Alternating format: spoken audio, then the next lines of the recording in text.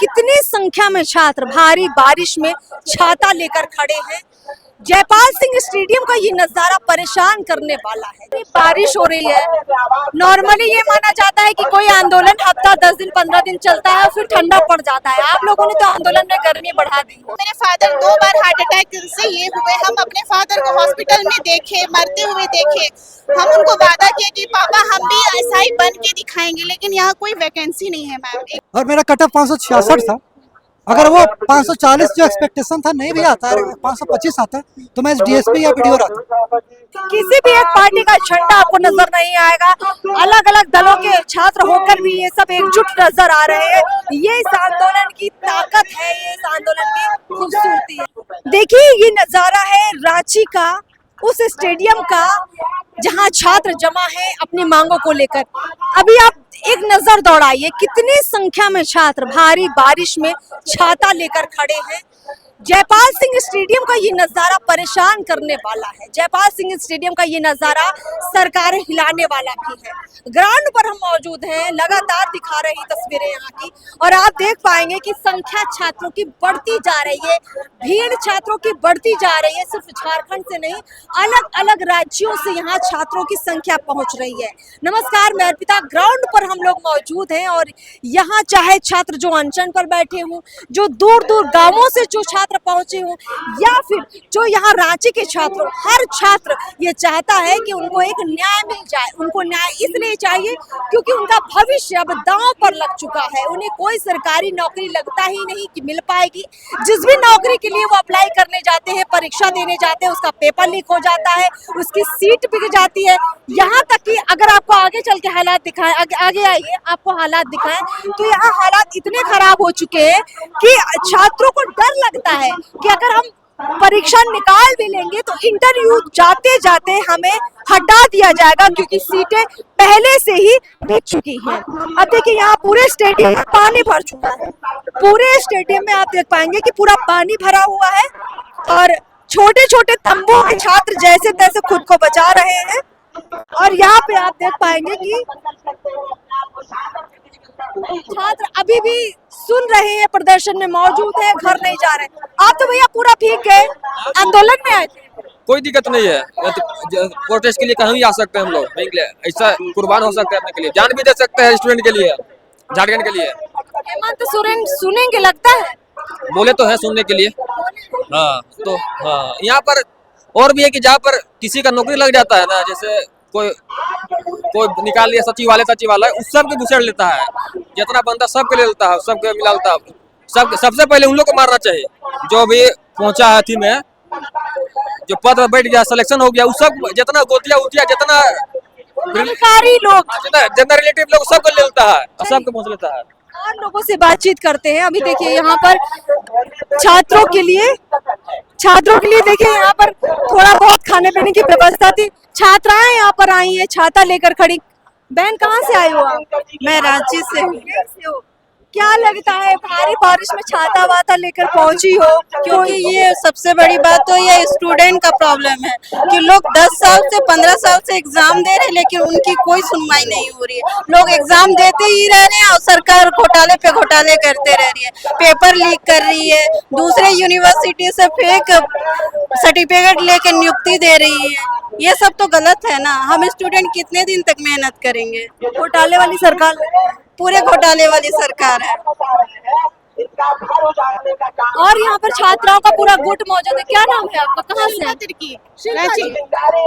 अभी इतना प्रदर्शन आंदोलन हो रहा है, इतनी बारिश हो रही है। नॉर्मली ये माना जाता है कि कोई आंदोलन हफ्ता 10 दिन 15 दिन चलता है और फिर ठंडा पड़ जाता है। आप लोगों ने तो आंदोलन में गर्मी बढ़ा दी। हाँ, गर्मी तो बढ़ ही गया है क्योंकि झारखंड में इतने युवा बेरोजगार है। आपको पता नहीं है कि हम लोग भी लाइब्रेरी से भी निकल के आए हैं। अच्छा, पढ़ के आई अभी? लाइब्रेरी हम लोग मोराबादी में थे, अभी लाइब्रेरी से हम लोग निकल के आए बस अपने हक की लड़ाई के लिए कि हम लोग प्रोटेस्ट में भाग ले सके, अपना भागीदारी दे सके।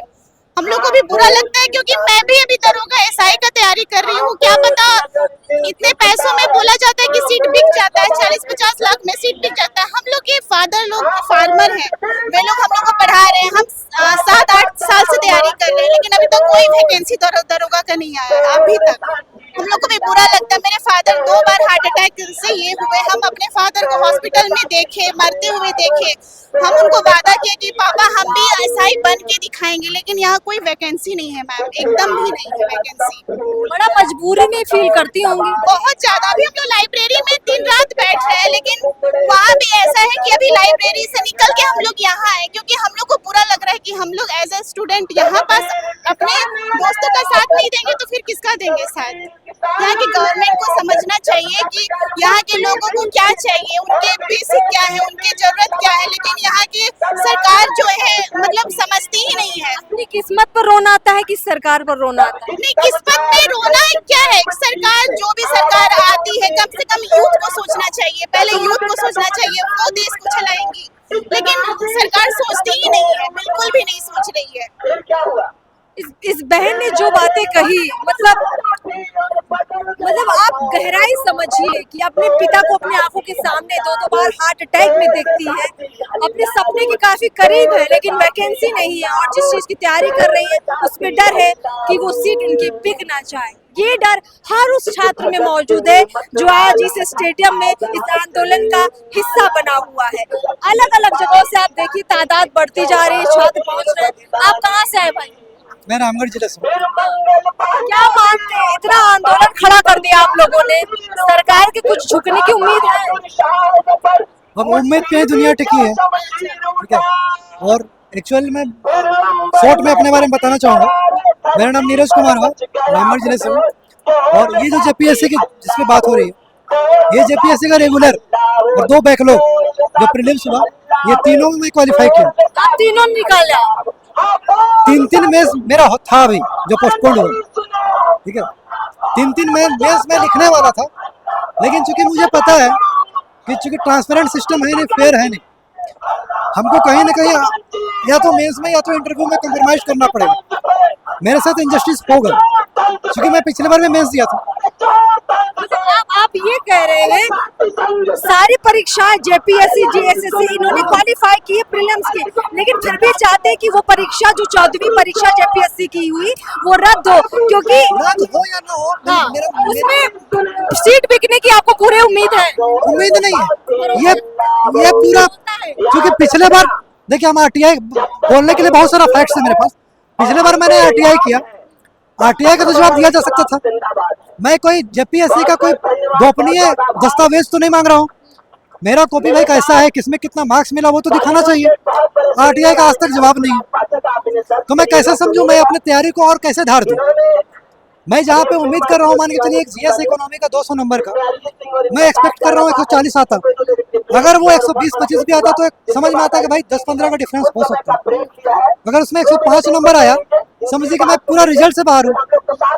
अगर मेरा मेंस में 560 मार्क्स आया और मेरा कट ऑफ 566 था, अगर वो 540 जो एक्सपेक्टेशन था नहीं भी आता, 525 आता, तो मैं डीएसपी या वीडियो आता। आप समझ रहे हैं, एक पेपर में आपका अगर खराब कर दिया गया तो पूरा रिजल्ट खराब होगा। ये आंदोलन इतना बच्चों ने खड़ा किया है क्योंकि हर एक स्टेप जब ये आगे बढ़ते हैं तो वो डर बना रहता है कि किसी ना किसी कारण देकर इनको जो है परीक्षा से हटा दिया जाएगा, क्योंकि ऑलरेडी जिस पद के लिए ये लोग अप्लाई कर रहे हैं वो पद यानी वो सीट बिक चुकी है। पेपर लीक का मुद्दा इसलिए इतना गंभीर है क्योंकि इन्हें भरोसा नहीं है उस सिस्टम पर कि वो सही से इनको जो है परीक्षा देने देगा, इनको भर्ती होने देगा। और इसीलिए ये आप मूवमेंट देख रहे हैं जो कि जयपाल सिंह स्टेडियम में बढ़ता जा रहा है। भारी बारिश के बीच छात्र इस आंदोलन को और मजबूत बनाते जा रहे हैं। और सबसे खास बात यह है कि यहाँ पर चाहे वो महिलाएं हो, चाहे युवा साथी हो, चाहे पहाड़ी इलाके के हो, चाहे आदिवासी हो, बड़ी संख्या में यहाँ पर पहुंचे हुए हैं और सब कुछ इन्होंने खुद संभाल कर रखा हुआ है। इस आंदोलन को मैनेज कर रहे हैं। किसी भी एक पार्टी का झंडा आपको नजर नहीं आएगा, अलग अलग दलों के छात्र होकर भी ये सब एकजुट नजर आ रहे हैं। ये इस आंदोलन की ताकत है, ये इस आंदोलन की खूबसूरती है। फिलहाल सिर्फ परिवर्तन की दरकार नहीं, यहाँ पे पूरा पैराडाइम शिफ्ट होने की जरूरत है, पूरा एकदम आमूल चूल परिवर्तन। सीधे इस्तीफा बोल रहे हैं। संस्थागत तौर पे जो हमारा परमानेंट एग्जीक्यूटिव है, प्रशासनिक अधिकरण या जो अस्थायी कार्यपालिका है जो अभी सरकार में है, समझ रहे ये मजबूती से कह रहे हैं कि सिर्फ परीक्षा रद्द हो जाए, सीबीआई की जो जांच हो जाए, सिर्फ इतना नहीं, इस सिस्टम से भ्रष्ट लोगों को निकाला जाए और सही लोगों को लाया जाए, सिस्टम सही किया जाए। ग्राउंड रिपोर्ट में इतना ही।